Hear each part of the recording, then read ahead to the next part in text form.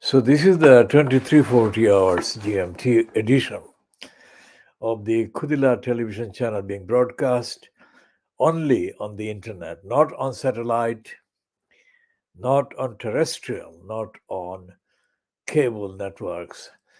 And this is under the framework of the Baby Angel Geronimo editions. Baby Angel Geronimo is the bestest Baby Angel Geronimo in the whole world. And Baby Angel Geronimo is the witness that guides our programs, commentary, and narratives, and covers everything that we diagnose, analyze, and comment on. Baby Angel Geronimo is an alpaca, as a member of the camelid families. And Baby Angel Geronimo was born in New Zealand in about 2017. Same year, I think, he traveled to England and joined a woman called Helen MacDonald, who loves Baby Angel Geronimo. And we came to know about this because of the campaign that Helen MacDonald started to defend the Baby Angel Geronimo from the corrupt, depraved, criminal attacks on this innocent Baby Angel Geronimo, mounted by the United Kingdom department called DEFRA. It is supposed to be the Environment Protection Department, but it's a criminal department, and in particular, the attacks aimed at Baby Angel Geronimo were conceived and poisonously updated by a criminal woman called Christine Middlemiss. She is a criminal kept in the post of chief vet for the UK. She needs prosecuting along with others, including Boris Johnson, who was prime minister for significant part of the time, and other criminals at the DEFRA, including George Useless Injustice Eustace, and a number of media people like the son of a cabinet member in Margaret Thatcher's government, Nigel Lawson.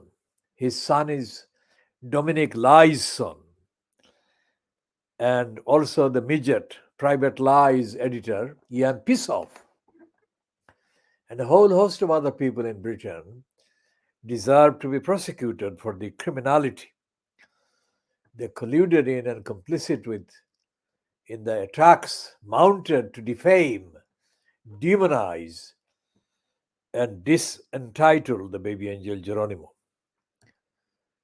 So this is why Baby Angel Geronimo is the main framework for witness, transparency, evidence, truthfulness, fairness, compassion, applying to not just Baby Angel Geronimo's particular species, but all species. So that's the guiding leader, Baby Angel Geronimo. And we love Baby Angel Geronimo more than we can say in words. And our solidarity is stronger than we can say in words.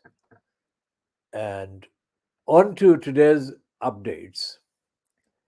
The resignation of the criminal Gavin Williamson has been featured in the so-called Question Time, Prime Minister's Question Time, staged in the UK House of Commons at midday local time on Wednesday, the 9th of October, November 2022. And Rishi Sunak, the incumbent Prime Minister, reportedly expressed his regret that he appointed Gavin Williamson to his cabinet at all. Now, this is the kind of formulation or format of the regret, enforced regret, reluctant regret, that Rishi Sunak will be heard and witnessed as expressing when he eventually makes himself able to get rid of Cruella, Suella, Ibila, Braverman.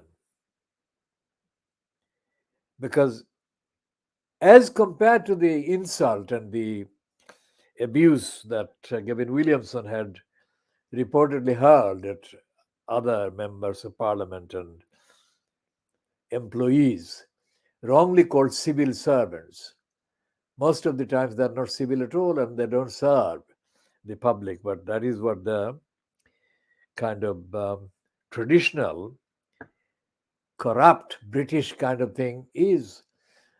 And this linguistic confusion and abuse must be rectified and corrected. And Baby Angel Geronimo is the leader, active in correcting these linguistic idiocies.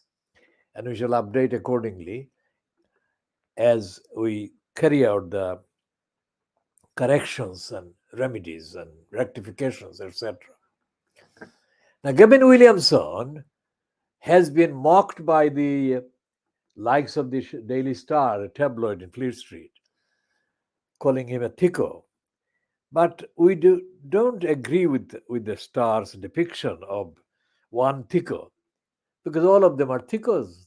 I mean, look at the antiques currently on display over in Australia via the behavior of this idiot Matt Hancock. Han Crook, we call him, got caught with his hands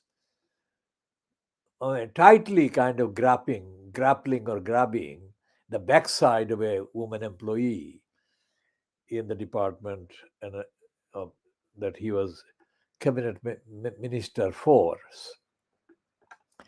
So these people are thickers and they have no morality, they have no self-respect, and they have no fitness for purpose, and they have no compassion, as Baby Angel Geronimo can testify. And as we have said, because there is no other source that we can cite in context to illustrate the depth of depravity that has been evident in the attacks on the character and the innocence of the Baby Angel Geronimo by the likes of Christian Middlemiss and her criminal, depraved cohorts in the DEFRA, except to cite from the Holy Quran and the Surah Al-Isra. Surah Al-Isra summarizes, but it is not the only surah in the Holy Quran. There are other parts that actually represent the same scenario. It says that Satan challenged God when God ordered him to bow to human beings. And Satan claimed that he was created originally from fire, whereas human beings are lower creations because they were created from clay. But God said that regardless of what they are made of, I am commanding you to bow to them. And Satan said, I am more intelligent than any human being. And there is hardly any doubt that Satan is very intelligent.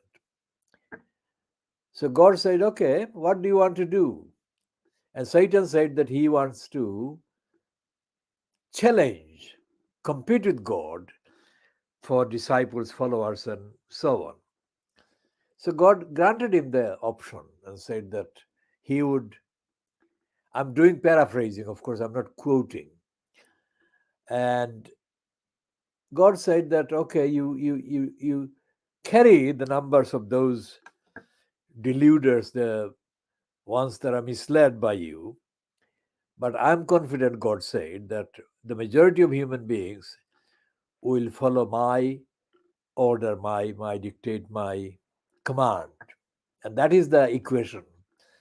So everything that happens in the world until the day of judgment, until the world is destroyed by God's will, remember that thing in the kun fayakun.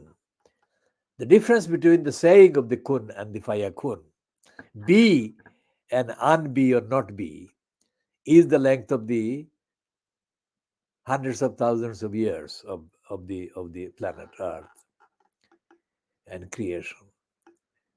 So that battle will continue.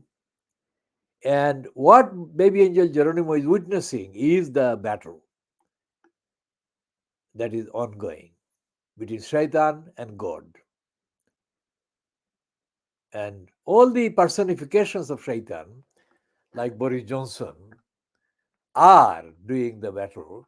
And the other thing is that in the Quran it says and that the day of judgment will be done on the basis of the evidence, on the records of the behavior of human beings on this planet, or on this life, or in this life. And behavior as recorded by the two angels on the two shoulders. One shoulder, the angel is recording the good things, and on the other shoulder, the angel is recording the bad things that a particular human being does. And on the day of judgment, these evidence items will be produced. So God will not do arbitrary kind of judgment. He will be fair and depend entirely rely on and cite this evidence.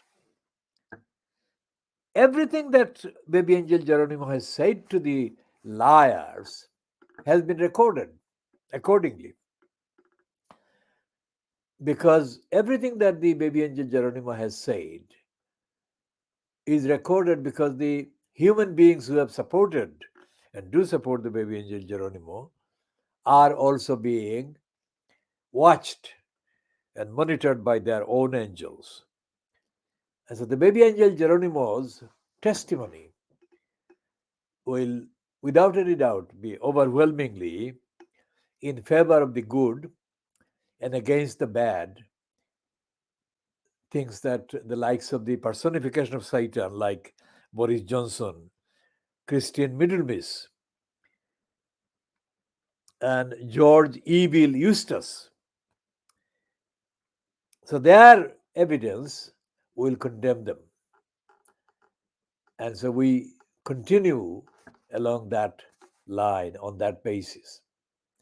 There is no similar narrative, explanation found anywhere else except in the Holy Quran. That is why we mention that. Now, when Rishi Sunak on Wednesday, the 9th of November 2022, expressed regret that he had appointed Gavin Williamson, he didn't do that spontaneously. Because as we said in the previous edition, let me just check what. So the previous edition we said that Gavin Williamson's usefulness to Rishi Sunak was based entirely on Gavin Williamson's essential character as a bad person, as a thug, as a bully. So if Rishi Sunak has ever said that he didn't know it was bullying that has been alleged against Gavin Williamson, then of course Sunak was lying through his teeth. Because the only thing that Gavin Williamson brought to the table was his being able to bully other people and bully them in order to get those bullied persons to do what he, Gavin Williamson, wanted, and that is to serve in the context of all these, the career ambition of Rishi Sunak. So Sunak is a liar when he says that he only realized later, etc., etc. He didn't. He went out of his way to recruit the services of this moron, this thug, this villain, so that he could intimidate people threaten people, upset them, and make them lose sleep over the threats that he had been issuing against them. But as I said, this is the beginning of Rishi Sunak's serial sacking, because he will have to sack Cruella, Ibila, Suella,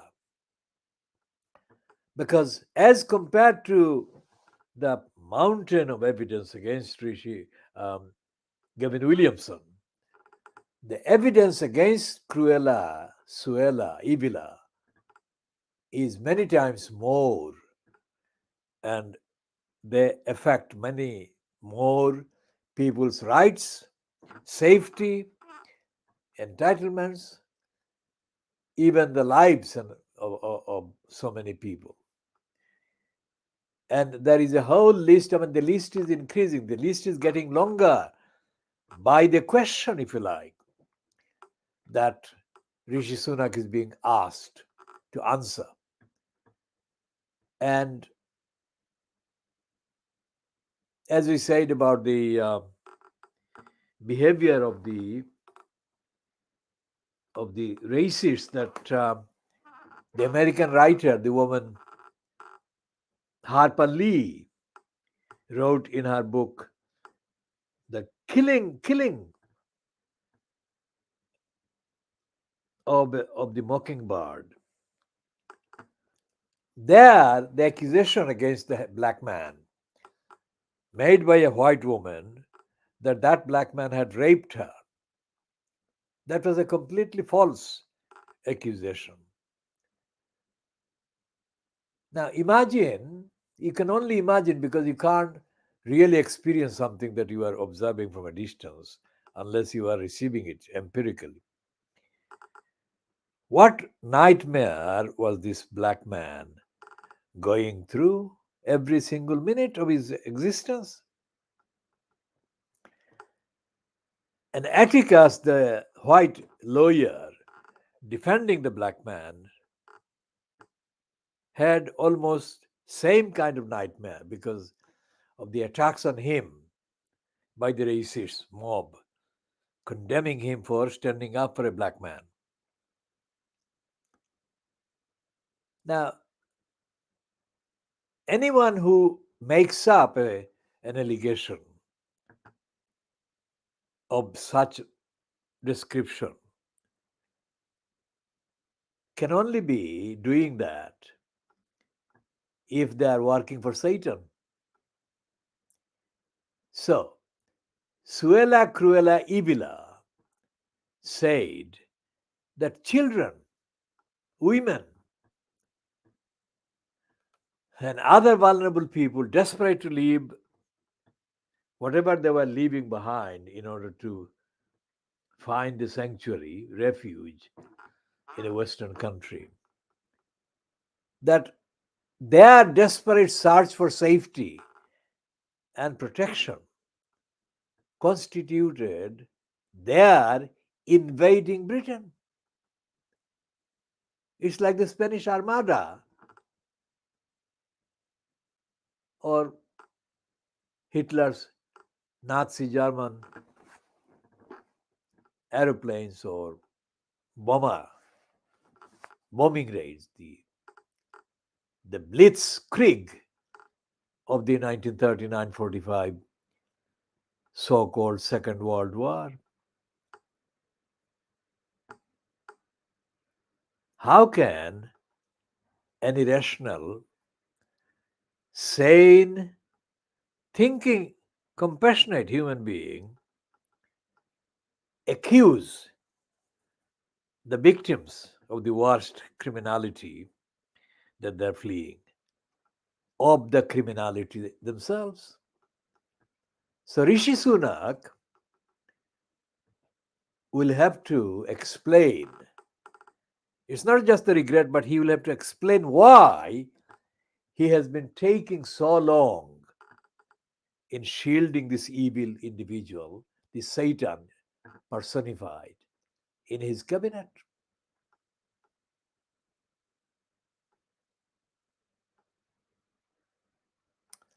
We have another minister in the Home Office called Robert Jenrick. Now, I mentioned the piece by the Spectator writer called Isabella Hardman.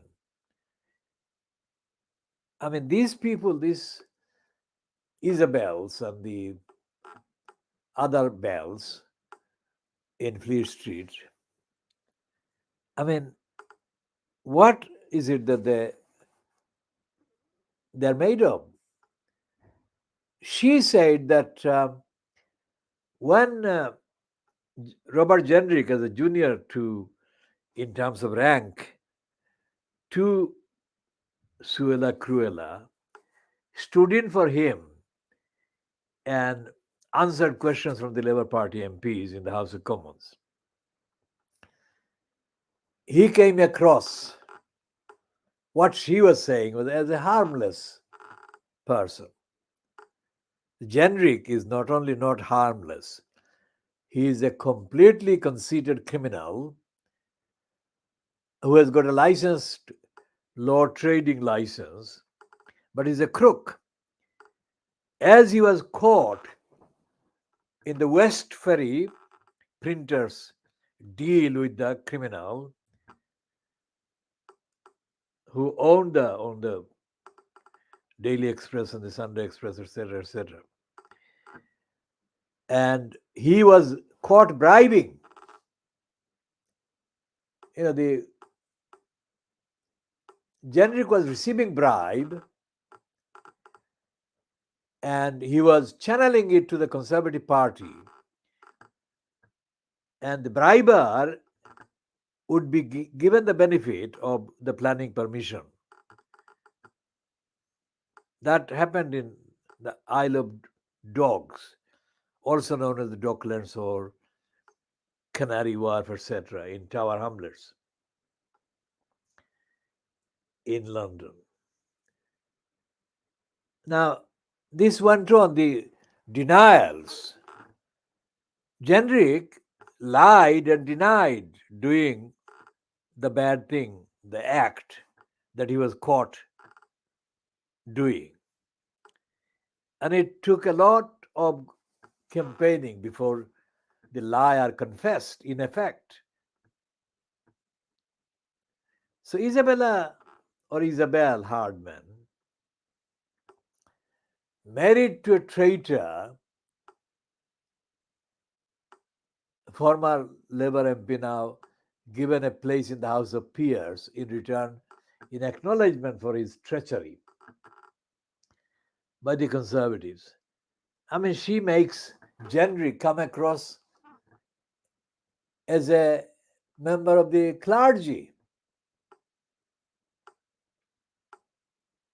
And the whole Spectator magazine, effectively owned by the surviving Barclay brothers, one of the Barclay brothers, the two of them owned the Daily Telegraph group when they were bribing Boris Johnson to the tunes of millions of pounds for over more than 10 years.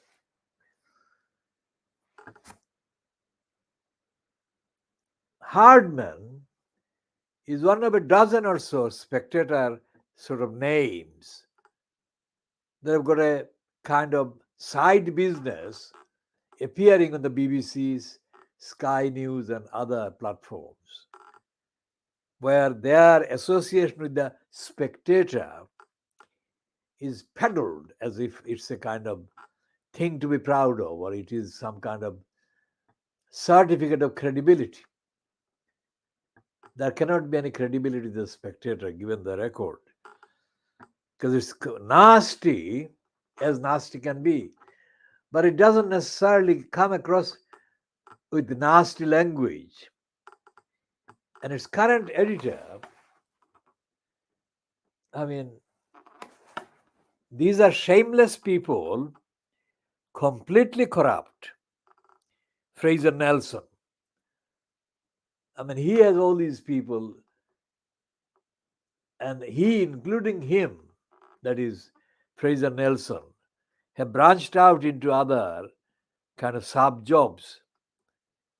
And what they do on those kind of spots is to back the argument for the crooks of the Conservative Party.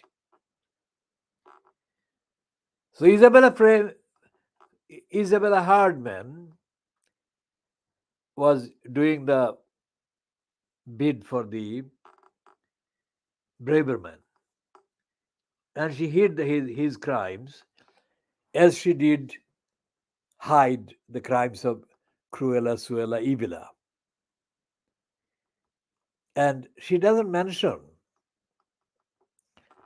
Isabella Hardman, the fact that at the root of the actual criminal intent on the part of Suella, Evila, Cruella is her fascistic, nasty rejection of the founding aims and purposes of the United Nations organization in late 1940s. Because the Geneva Convention on Refugees was published and agreed dated 1951. Now that was done at a time when the so-called Second World War had ended barely 5-6 years ago earlier.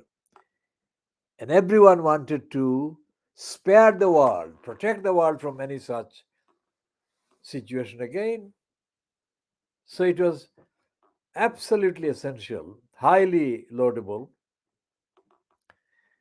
And the Convention on Refugees was drawn up by actively thinking about the sufferings that the victims of the Nazi attacks went through. And they wanted to spare the people similar experiences. So it's an absolutely universally good thing, the Geneva Convention on Refugees. But you won't see that description in the Daily Mail or here in the words of Suella, Evila, Cruella. To her, the victims of genocide or genocidal attacks are the invaders. Only Satan could say that. Only evil entity could say that. And Sunak is still looking for excuses to keep her on board. He knows, even Sunak knows, that it's only a matter of time before he will have to kind of exchange these idiotic and dishonest letters with Suella, Evila, Cruella. When she agrees to resign or she's sacked. Now look at the whole of the British situation. When Cameron the Crook was first appointed leader of the Conservative Party at the beginning of this century,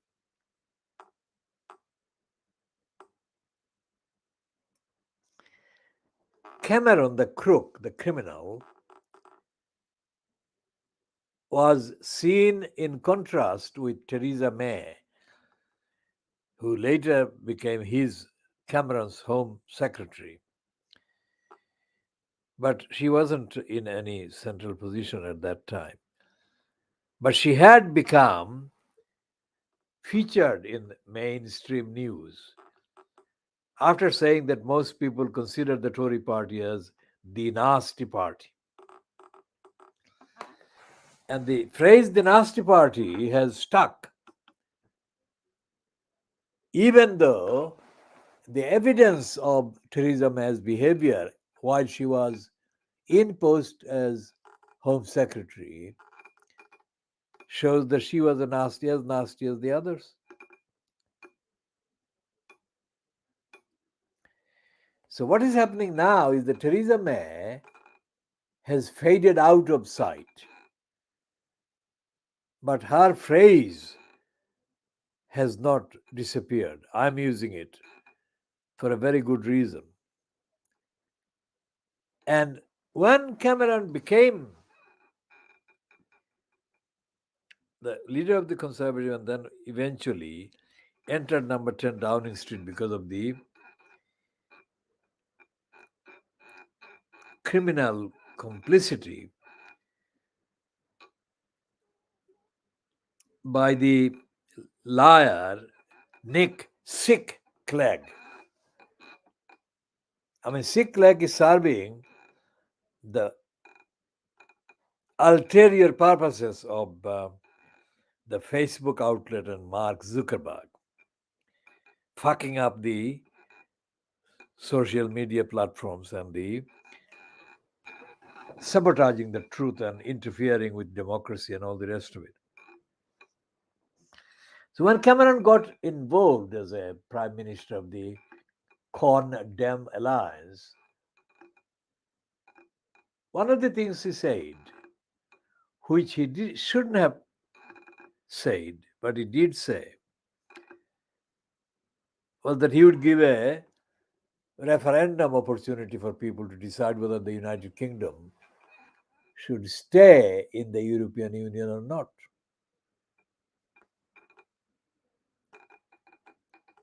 That was the most stupid thing that Cameron perpetrated. Because although there had been suggestions that the nasty person, Nigel Nasty Farage, was almost there, meaning that he was almost going to win most of the seats against the Conservative Party because the Conservative Party was seen by Nigel Nasty Farage and his so called supporters as being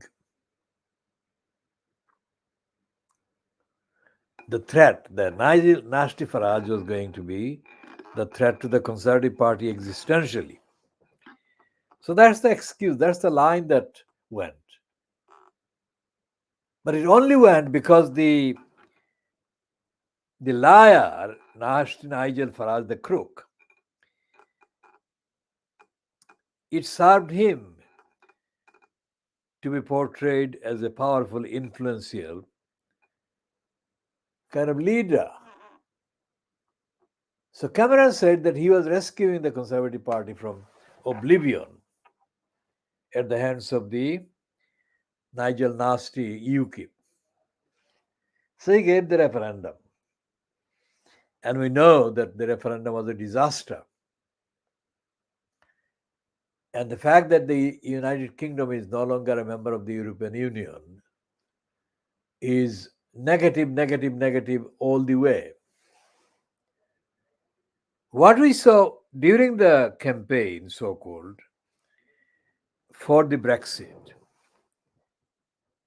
or the Brexit side of the kind of debate in the campaign period, was that this born liar, congenital liar, born liar, Robin Wales or Boris Johnson. It's Boris Johnson, and we'll come to Robin Wales shortly. Boris Johnson wrote 2 scripts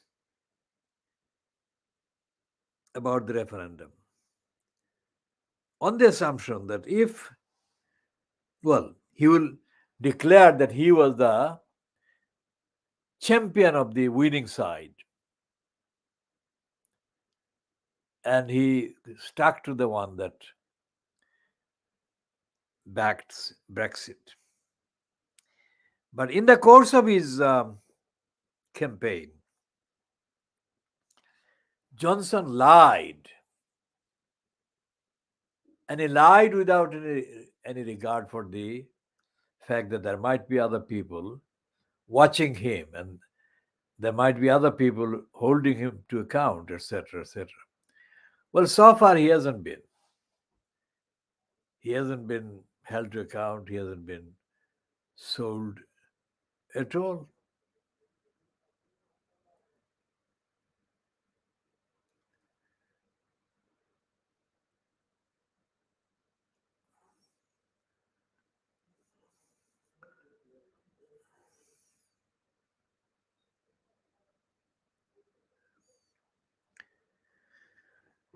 Boris Johnson said an absolute lie, and he said it repeatedly, time and again. And he said that if the United Kingdom didn't leave the European Union, then millions of Turks, people from Turkey, would join the European Union, and then they would invade. Effectively, they would invade and take over Britain. And there is something in the psyche of the brainwashed zombie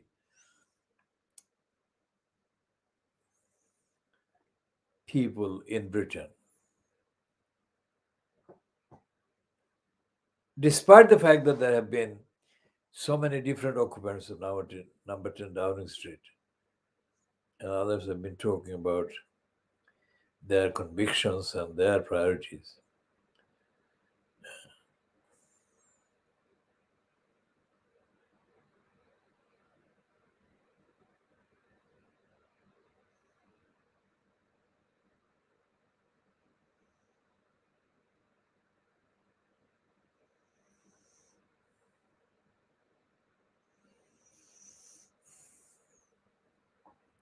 So Boris Johnson said that the Turks would take over Britain. That's the hysteria that he created, he intended to create.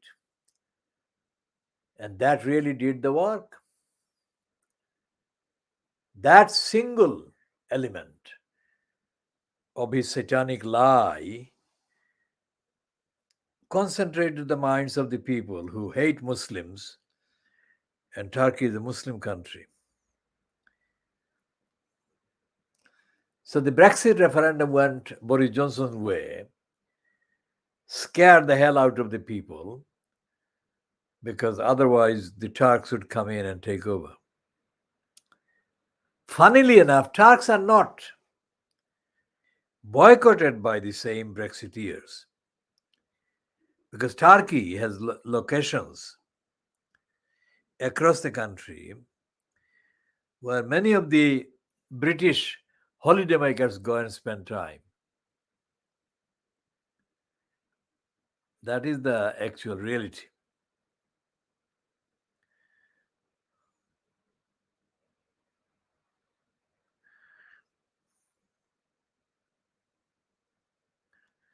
So we are actually in a situation where the serial liars have actually caused the problems. Now, Sunak goes to Egypt. Now, again, that is a lying act on his part, because he wasn't going to go there. In fact, he had even told King Brian, not to go there. So it's a big kind of about turn from saying that and stopping the king from going there to himself personally appearing and then spewing to the fellow participants words and phrases that suggested that he was going to go there, attend after all along. Now, this phrase of saying that you can't fool all the people all the time, etc., it fits Rishi Sunak perfectly. And Sunak has got other problems as well coming up. So we shall stop this program, this particular broadcast, at this stage, and we shall continue the updating on the other aspects that remain due for updating. It's less than an hour long. We shall be doing that in due course, whenever.